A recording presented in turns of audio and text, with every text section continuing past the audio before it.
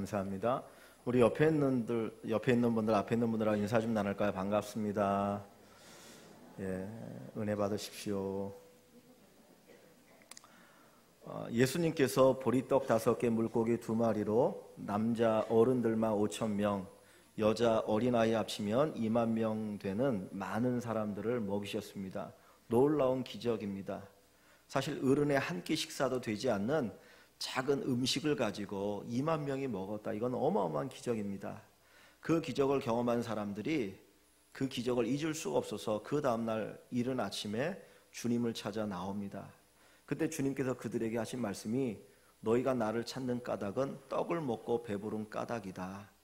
그 떡이 무엇을 의미하는지를 깨달아서 나를 찾은 것이 아니로 다만 기적의 떡을 먹어 배불렀기 때문에 나를 찾는다라고 안타까운 마음을 가지고 말씀하십니다. 그러면서 주님 하신 말씀이 나는 생명의 떡이다. 내가 하늘에서 내려온 떡이다. 나를 먹어야 살 것이다. 이야기하십니다.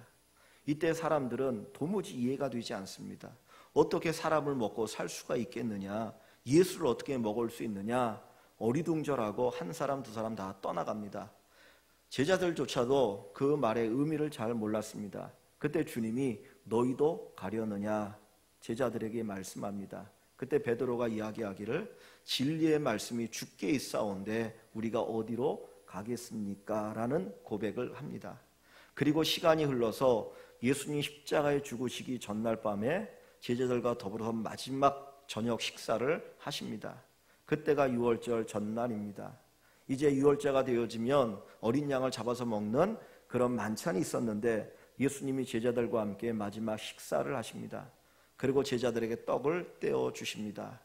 우리는 성찬을 할 때 이미 작게 잘려진 떡을 하나씩 받지만 그 당시는 식사기 때문에 큰 떡을 나눠주면 한 움큼씩 자기가 먹을 만큼 떼어서 그것을 먹습니다.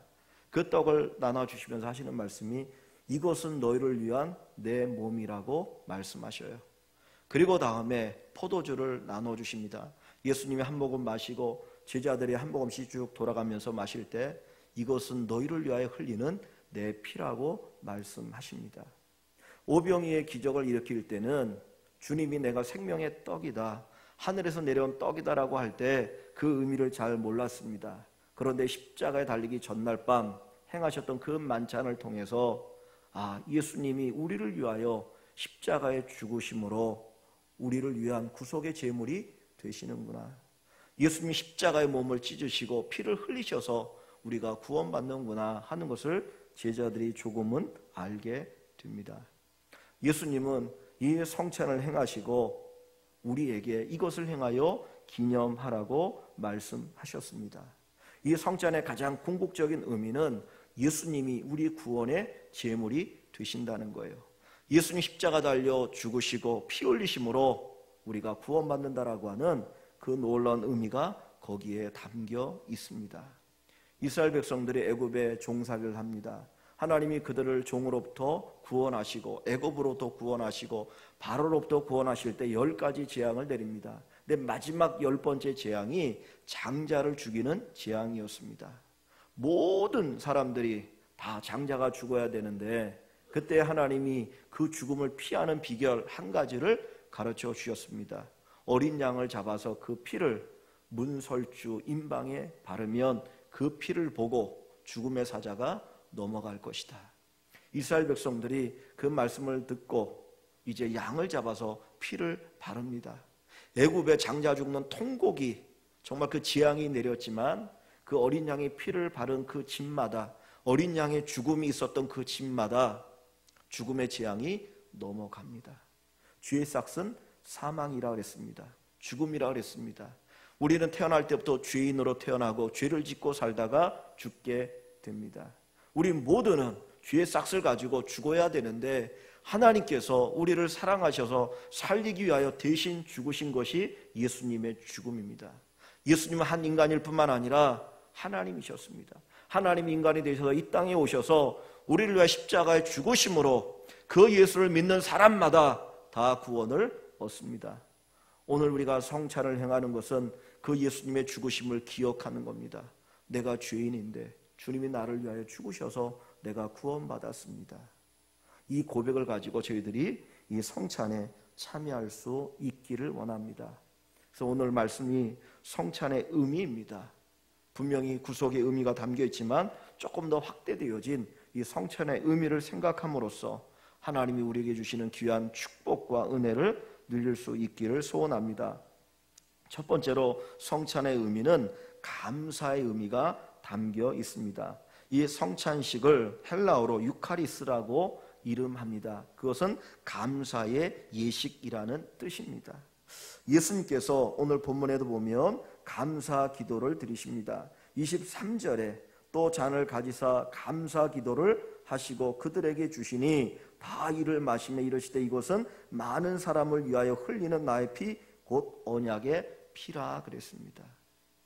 예수님은 이제 내일이면 십자가에 죽으실 것을 아십니다.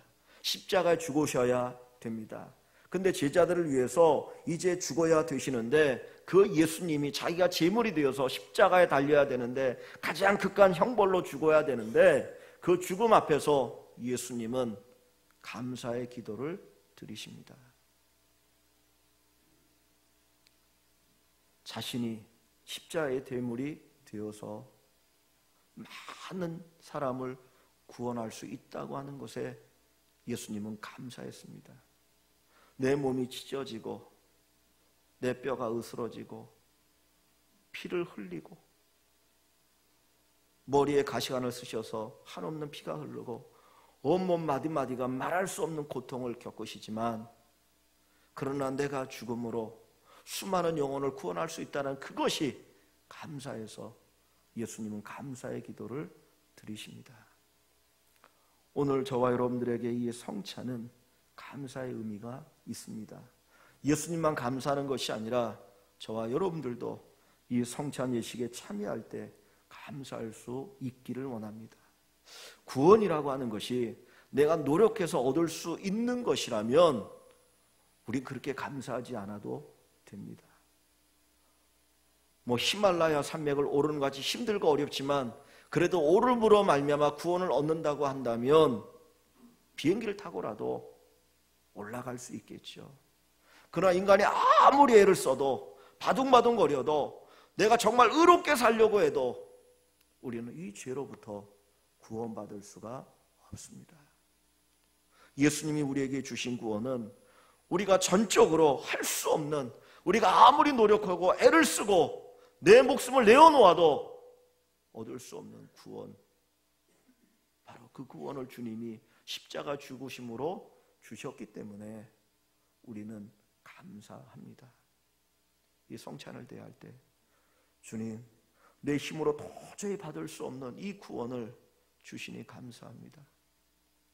예수님 십자가 죽으심으로 내게 구원을 주시니 감사합니다. 한없는 감사의 고백을 가지고 이 성찬에 참여하시는 성도들이 되시기를 소원합니다. 두 번째로 이 성찬은 거룩한 교제라고 하는 의미가 담겨 있습니다. 함께 식사를 한다고 하는 것은 교제를 나누고 친구가 된다는 의미입니다. 예수님께서 이 세상에 계실 때 죄인들과 세리들과 함께 먹고 마십니다. 그때 바리새인들이 예수님을 비난합니다. 야, 너희 선생은 선지자라고 하면서 어떻게 저 죄인들과 저 세리들과 먹고 마실 수가 있느냐? 그때 주님이 하신 말씀이 나는 의인을 부르러 온 것이 아니라 죄인을 부르러 왔고 나는 죄인들의 친구라고 말씀하셨습니다. 함께 먹는다고 하는 것은 교제가 나누어지고 친구가 되었다라고 하는 의미입니다. 오늘 우리가 이 성찬에 참여하는 것은 함께 먹고 마심으로 우리 모두가 주님과 함께 교제할 뿐만 아니라 성도들이 함께 친구가 되고 식구가 되어지고 교제한다고 하는 것을 가르쳐 줍니다. 우리는 이제 이 성찬을 통해서 생명의 공동체가 되는 겁니다. 예수님의 피, 예수님의 그 생명을 받아서 이제 생명을 함께 나누는 진정한 공동체, 식구, 가족이 되었음을 우리가 고백하는 시간이 되기를 소원합니다. 사도신경에 이런 고백을 우리가 드리죠. 거룩한 공회와 성도가 서로 교통하는 것과 공회라고 하는 것은 교회를 의미합니다. 단순히 우리 눈에 보이는 일광교회뿐만 아니라 주님이 세우신 이 땅의 모든 교회를 공회라고 얘기합니다. 그 교회와 성도가 서로 교제를 나누는 거예요. 교통하게 되어집니다. 영적인 교제가 거기에 이루어지고 있습니다. 먼저는 우리 안에 이 교제가 있는 겁니다. 여러분들이 떡을 대하고 그리고 이 잔을 대할 때 주님, 이제는 내가 하나가 되었고 그리고 가족이 되었고 우리가 식구가 되었습니다. 진정한 교제를 나누기를 원합니다라고 하는 이 고백을 드릴 수 있기를 원합니다. 초대교회 성도들이 가난한 교회 형제들을 위해서 자기의 재산을 팔고 자기 것을 나눴던 이유가 뭡니까? 그들은 이 의미를 알았기 때문이에요. 이제 우리가 예수의 피로 한 식구가 되었다. 예수의 피로 한 가족이 되었다. 그러므로 자기의 것을 나눌 수 있는 그런 놀라운 용기를 갖게 됩니다. 성찬의 두 번째 의미는 거룩한 교제입니다. 우리 성도들이 서로 사랑하면서 믿음의 교제를 나눌 수 있기를 주의 이름으로 간절히 축원합니다. 세 번째로 성찬의 의미는 그리스도의 증인이 되는 것입니다. 고린도전서 11장 28절에 보면 바울 사도가 이 성찬에 대한 이야기를 하면서 이렇게 말씀을 전합니다. 이 떡을 먹으며 이 잔을 마실 때마다 주의 죽으심을 그가 오실 때까지 전하는 것이라. 그냥 우리가 먹고 마심이 아니라 이 먹고 마심을 통해서 예수님의 죽으심, 예수님의 구원을 증거하는 것이다. 오늘 우리가 이 잔을 대하고 이 떡을 대할 때 이제는 내가 그리스도의 증인으로 살겠습니다. 내가 이 세상에 주님을 알지 못하는 사람들에게 예수 그리스도를 증거하겠습니다라고 하는 고백을 가지고 우리가 살아가기를 원합니다. 증인, 그것은 순교라고 하는 단어와 연결되어 있습니다. 초대교회 제자들이, 성도들이 이 성찬을 대하고 예수님의 죽음을 깨닫고 난 이후에 그들은 기꺼이 자기의 목숨을 내어놓고 증인의 삶을 살아갑니다. 스데반, 그는 집사였습니다. 그러나 예수의 복음을 전하다가 돌에 맞아 죽을 때에도 그의 얼굴이 천사의 얼굴같이 환하게 빛났습니다. 주 예수여 저들을 용서해달라고 예수님이 십자가 드렸던 그 기도를 똑같이 드리는 그런 아름다운 신앙의 모습을 보였는데, 그것은 바로 예수님이 나를 위해 십자가에 죽으심을 알았고 이 성찬의 의미를 알았기 때문에 증인의 삶을 살게 되는 것입니다. 천주교에서는 예배를 미사라고 합니다. 미사라는 표현을 쓰는데 이 미사라고 하는 이 단어의 의미가 보내다, 파송하다의 의미가 있습니다. 그래서 그들은 예배를 드리고 나서 이제 우리가 세상에 파송되어지는 것이다, 세상에 보내지는 것이다, 제자로서 파송되어진다라고 생각합니다. 그러나 얼마나 그 의미를 알고 쓰는지는 모르겠습니다. 오늘 저와 여러분들이 정말 이 거룩한 성찬에 참여하고 나서 이제는 증인이 되어서 이 세상에 선교사로 파송된다라고 하는 그런 고백과 확신이 있기를 원합니다. 우리는 날마다 선교사로 파송되어지는 사람들입니다.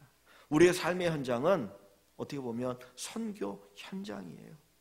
주님을 알지 못하는 영혼들, 주님을 대적하는 그들에게 예수의 복음을 전하기 위해서 주님이 우리를 보내시는 거죠. 그래서 모든 민족을 제자로 삼아라, 그들에게 세례를 주라, 말씀을 가르쳐 지키게 하라고 주님 말씀하셨는데, 먼저는 우리의 가정이, 우리의 직장이, 우리의 학교가, 우리의 삶의 현장이 선교지임을 알고 예수의 증인으로 살아가는 우리 일광의 모든 식구들이 될 수 있기를 소원합니다. 마지막 네 번째로 이 성찬은 계약의 의미가 담겨 있습니다. 이 성찬, 이 성례전을 세크라멘트라고 하는 단어로 표현합니다. 이것은 로마의 군인들이 황제의 군사들이 될 때 충성을 맹세하는 서약을 의미합니다. 그들은 황제의 군사가 되었다라고 하는 것에 대해서 자부심이 있었고 그것에 대한 서약을 합니다.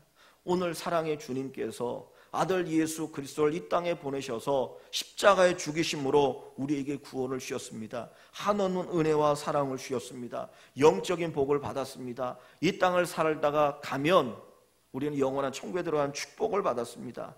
그 하나님의 사랑에 대한 감사, 감격, 그것을 가지고 우리가 순종과 헌신을 고백하는 것, 그것이 바로 이 성찬의 의미가 있는 것입니다. 주님이 우리를 한없이 사랑하십니다. 그 누구보다도 여러분들을 사랑하십니다. 사랑하는 성도 여러분, 여러분들도 주님의 그 은혜에 감격하여서 정말 제가 이제 주님을 위해서 사는 삶이 되기를 원합니다라고 하는 고백이 담겨 있기를 소원합니다. 어제 우리 중고등부 아이들과 선생님들 그리고 같이 그 양화진에 있는 외국인 선교사 묘지에 갔다 왔습니다. 약 145분의 선교사님과 가족들이 묻혀 있는 곳입니다. 홀튼이라고 하는 선교사님이 의료 선교사로 한국에 들어와서 정말 가난하고 어려운 사람들을 도와주다가 그들의 병을 고쳐주다가 이질에 걸려서 결국 30대 젊은 나이로 죽게 됩니다. 근데 매장할 곳이 없어서 매장지를 요청했다가 그 양화진에 그분을 묻고 그 위에 선교사님들을 거기에 묻었습니다. 거기에서 설명을 듣고 그 묘지를 돌아보면서 영상을 보면서 느꼈던 것이 무엇이냐면 도대체 복음이 뭔데 저들이 그렇게 좋은 환경을 다 버리고 정말 어둠의 땅 이 조선에 와서 그 생명을 내어놓았을까? 정말 기라성 같은 좋은 학교를 졸업하고 의사가 되어지고 나름대로 뛰어난 사람들인데 이 조선 땅에 예수의 복음을 전하기 위해서 왔다는 그 사실이 너무나 감격스러웠습니다. 복음이 뭔데? 구원이 뭔데?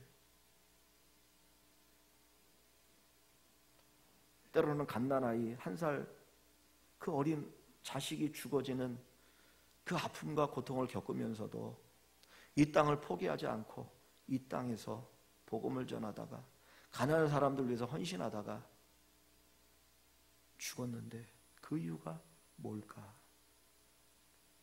저도 거기서 처음 알았던 게 뭐냐면 그 선교사 무덤에 그 일본인 선교사 한 분이 묻혀 있더라고요. 너무 놀랐습니다. 근데 그분이 만주에선가 한국 분에 의해서 정말 목숨을 이렇게 구하고 나서 그것이 감사해가지고 한국에 와서 그 일본 그 압제 당할 그때에 1000명의 고아들을 돌보면서 이 땅을 위해서 헌신하고 섬겼다고 하더라고요. 자기의 목숨을 살려준 그 은혜가 너무나 감사해서 비록 국가적으로는 한국을 압제하는 강압 통치 가운데 있었던 식민 지배에 있는 그런 상태이지만 그래도 어떻게든지 그 은혜에 감사하고 하나님의 사랑을 전하기 위해서 한두 명이 아닌 1000명의 고아들을 돌아보았던 그것이 얼마나 귀하고 소중했던가. 오늘 우리가 이 성찬을 대할 때 주님이 나를 살리셨다고 하는 그 고백이 우리에게 담겨 있다면 성찬이 다르게 여러분들에게 다가올 줄 압니다. 우리 그리스도인은 정말 깊이 생각해 본다면 덤으로 사는 인생입니다. 큰 병에 걸리셨다가 치료받고 나신 후에 많은 분들이 이제는 내 인생은 덤으로 사는 인생이야. 정말 죽어야 되는데 정말 이렇게 살았어. 이제는 내가 다르게 살 거야. 그런 고백을 하는 분들이 많거든요. 근데 우리 그리스도인들이 바로 그런 사람이잖아요. 죽어야 되는데 주님이 살려주셨잖아요. 죽어야 되는데 영원히 멸망받아야 되는데 주님이 나를 대신해서 죽으시고 피 흘리셔서 우리가 덤으로 사는 인생이 되었습니다. 어떻게 사는 것이 가치 있는 인생일까? 어떻게 사는 것이 의미 있는 인생일까? 어떻게 사는 것이 주님의 그 은혜에 보답하는 인생일까? 오늘 저와 여러분들이 성찬을 대하면서 정말 주님께서 떡을 그리고 잔을 나누시면서 내 몸이다, 내 피다라고 말씀하시는 이 깊은 의미를 되새기시면서 하나님이 주시는 귀한 은혜가 여러분과 함께 하실 수 있기를 주의 이름으로 간절히 축원합니다.